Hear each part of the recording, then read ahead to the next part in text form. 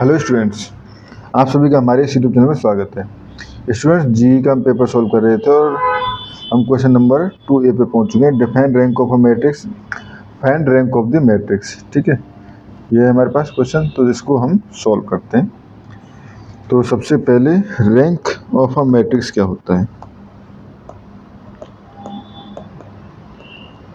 Rank of a matrix, ठीक है। तो basically rank of a matrix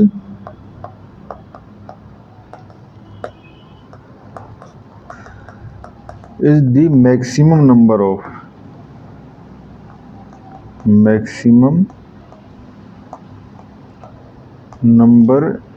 of linearly independent rows,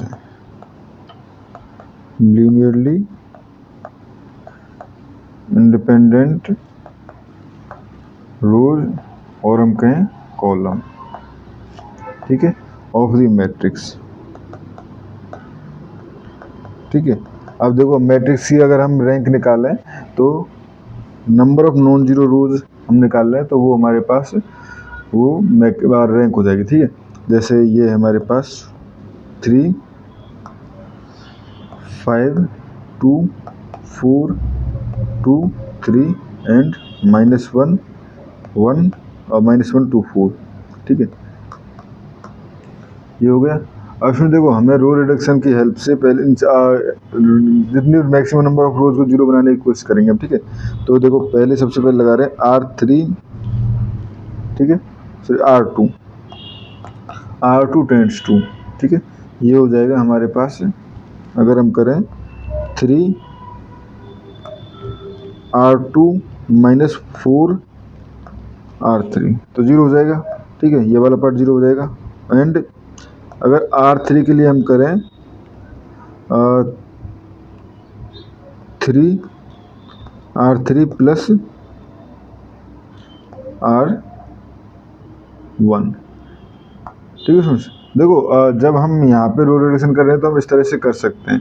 ठीक है, किसी का मल्टीप्लाई करके ये, बट मोस्ट ऑफ टाइम हम ऐसा नहीं करते हैं। जिसमें हम मल्टीप्लाई कर रहे होते हैं उसमें हम ऐसे मल्टीप्लाई नहीं करते हैं। ठीक है, बट यहाँ पे हमें कोई इशू नहीं है, तो ये हो जाएगा। फर्स्ट में तो कोई चेंज नहीं किया, 3, 5, 2। ठीक है, इसमें देखें तो यहाँ पे मैंने 3 का मल्टीप्लाई किया है, तो R2 में तो ये हो जाएगा -12, ये हो जाएगा हमारे पास 6 और ये हो जाएगा 9। ठीक है, एंड इधर 4 का मल्टीप्लाई किया है तो ये हो जाएगा हमारे पास 12। ठीक है, ये -12 नहीं +12 है, क्योंकि पॉजिटिव यहाँ कुछ नहीं है। ठीक है, 12, ये हो जाएगा 20 एंड ये हो जाएगा 8। ठीक है, दोनों को अगर मैं ऐड कर दूँ तो ऐड करने पे ये हो जाएगा हमारे पास, सॉरी ऐड नहीं, माइनस करना है। ठीक है, और R2 वाली टर्म में से, यानी इसमें से इसको माइनस कर रहा हूँ, तो ये हो जाएगी हमारे पास 0, ये हो जाएगा -6 और ये हो गए हमारे पास 1। ठीक है, एंड अब दूसरा क्या करना है मुझे, 3R3, तो ये हो जाएगा -3, ये हो जाएगा हमारे पास 6 और ये हो जाएगा 12। अब R3 और R1 को ऐड कर रहा हूँ तो ये हो जाएगा 0। ठीक है, ये हो गए 11 एंड ये हो गए हमारे पास कितना, 14।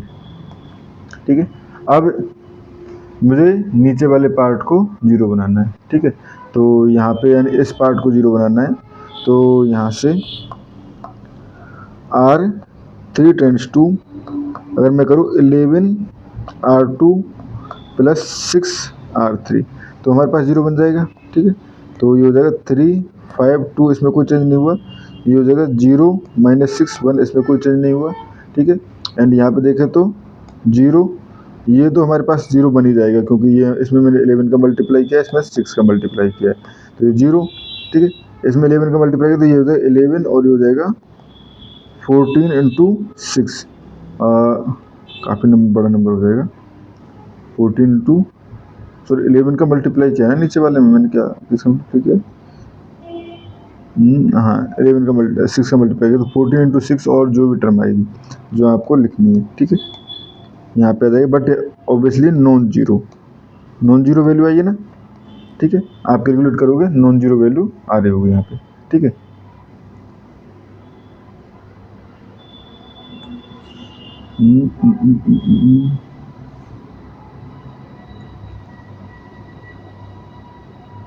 ठीक है स्टूडेंट्स, ये हो जाएगा हमारे पास। अब जब ये हो गया तो हम यहाँ से कह सकते हैं, अब देखो सिंस हियर 3 नॉन जीरो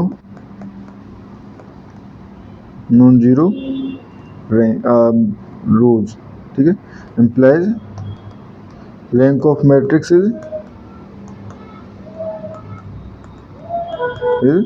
3।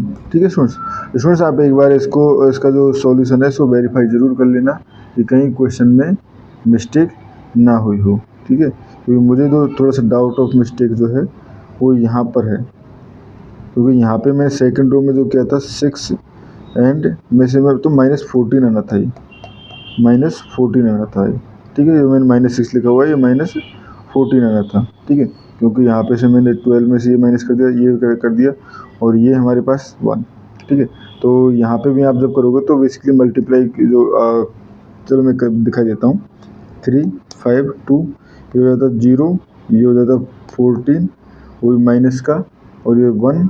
ठीक है, ये 0, ये 11 एंड ये था हमारे पास 14। ठीक है, तो R3 जो लगता है वो हमारे पास लगाना था, मैं R3 जो है वो होता 11 R2 प्लस 14 R3।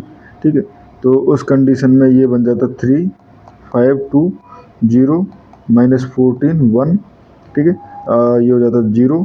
अब देखो ये इसमें तो हमने एक पार्ट 14 का, इधर 11 का, तो ये तो 0 1 नहीं बनना है। ठीक है, अब इधर देखो 14 का मल्टीप्लाई तो 196। ठीक है, ये हो जाएगा हमारे पास 14 × 14।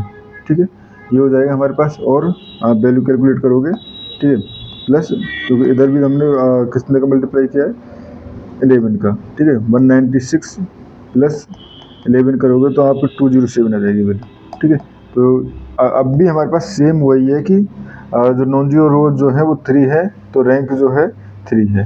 ठीक है स्टूडेंट्स, इस क्वेश्चन में हमें इतना ही करना था। Thank you.